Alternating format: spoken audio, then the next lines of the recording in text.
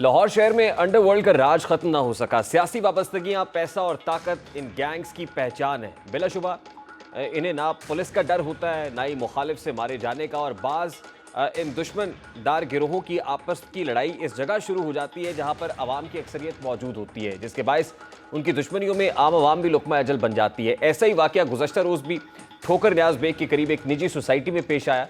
Firing से टीपू ट्रक्का वाला का बेटा बालाज कत्ल कर दिया गया। वाक़े में 3 अफराद जख्मी हुए। जवाबी फायरिंग में हमलावर भी मारा गया।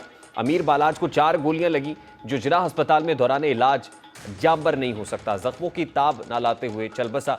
अमीर बालाज के साथ जख्मी होने वाले दीगर साथियों का इलाज भी जारी और पुलिस ने अमीर बालाज का पोस्टमार्टम मुकम्मल होने के बाद लाश वुरसा के हवाले की।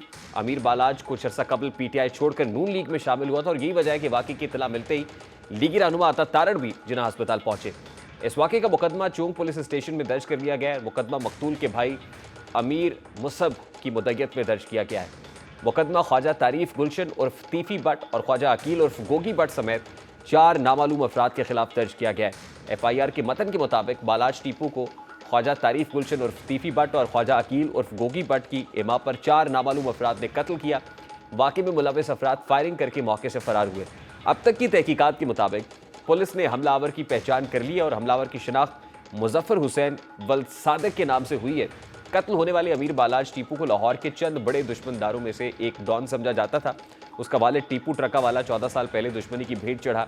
टीपू ट्रक्का वाला को 2010 में दुबई से वापसी पर लाहौर एयरपोर्ट पर कत्ल किया गया था और टीपू ट्रक्का वाला की फैमिली दुबई में रिहाइश पजीर थी। जब वो अपने खानदान को मिलकर दुबई से वापस वतन पहुंचा था तो उन्हें अल्लामा इकबाल इंटरनेशनल एयरपोर्ट लाहौर में उसकी पार्किंग में जो है वो गोलियां मारकर शदीद ज़ख्मी किया गया। ज़ख्मी हालत में उनको म्यो अस्पताल पहुंचाया गया, जहां वो 48 घंटे ICU में ज़ेर इलाज रहे और शदीद ज़ख्मों के बायस जांबर नहीं हो सके।